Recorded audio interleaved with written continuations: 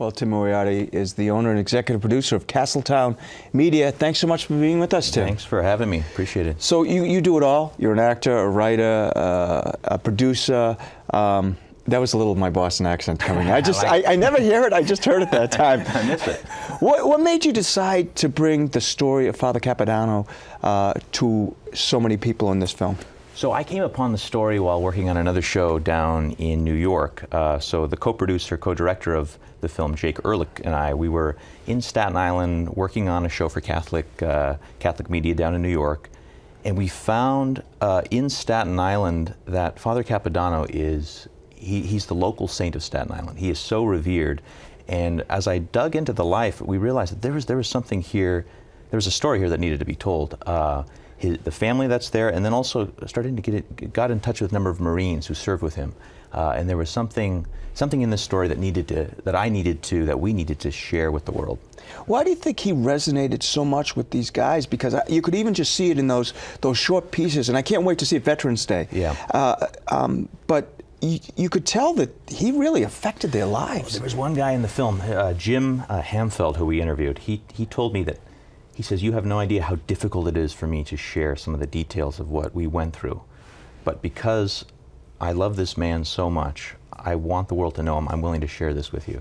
I think he was about 20 years older than some of them. He had had a full career as a Maryknoll missionary, served in Taiwan. He kind of had a call within a call, similar to Mother Teresa in a way, that this call within a call, where he felt that he needed to be with these Marines who were in the most difficult, the most harrowing environments possible. And I think those Marines, they recognized that in him, that this was a guy who was with them come hell or high water. And that, I think, meant the world to them.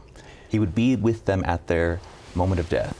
So tell me a little bit about that story. So he is embedded with them? So what happened? So what's unique about, Father Capodanno, born 1929, first generation Italian immigrant family, joins Maryknoll. He goes off, spends 6 years in Taiwan.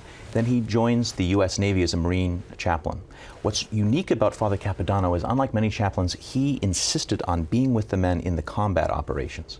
So he was with them dozens of operations. He was there for a year, and then he asked for an extension. He didn't want to leave. And so he died this battle in September 4th, 1967. It's called Operation Swift, one of the fiercest battles in the Vietnam War. A platoon or a battalion of U.S. Marines, they come up against 2,500 North Vietnamese well-trained army. It's a total, they walk into a trap, and he's with his men. He jumps on the last helicopter into this combat zone, goes from Marine to Marine, offering words of encouragement, offering last rites, and as he's running across the field to a wounded Marine, he gets shot with a machine gun 27 times. And because of the his actions that day, he wins the Medal of Honor. Then in 2006, the Catholic Church opens up his cause for canonization, which is currently moving forward in the Vatican. What was it like to meet these guys who he had helped? What I think is special about this film is we get to know Father Capodanno through the interviews with these Marines. Again, one of the Marines says he thinks about Father Capodanno 12 times a day, every day. And so that, to me, is where this man really came to life. And I think that's something, even from a little bit from the trailer, you can see. I wanted to mention George Phillips. He's involved in the film. He's involved with the Father Capodanno Guild down in Washington, D.C.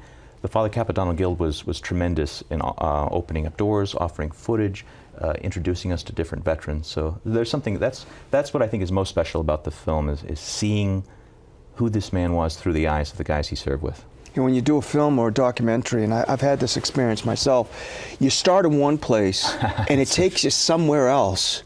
What was that like for you? Absolutely true. Well, we started this, so Jake and I started this.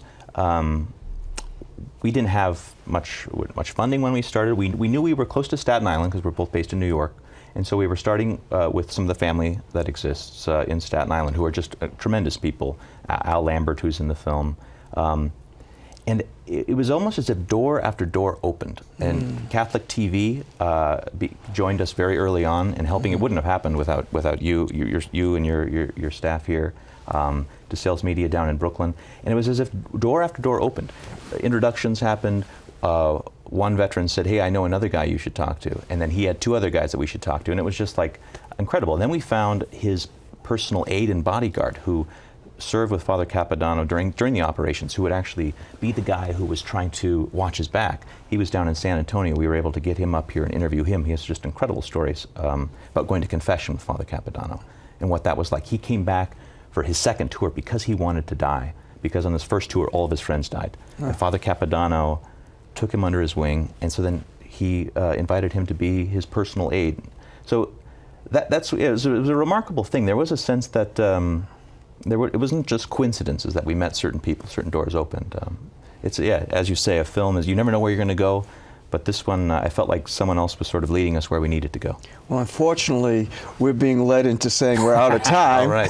I know that you're a BC guy, and they're going to have a showing on September 10th. September 10th, Boston College, 7 p.m. at McGuinn, 121. It's open to the public. We'd love to see anybody who wants to see the film. And how can people find out more about your work? So www.thefieldafar.com. It's a great place. We'll be updating things as we go. And we're going to have it on Veterans Day. Sounds great. Tim, great to have you with us. Thanks so much.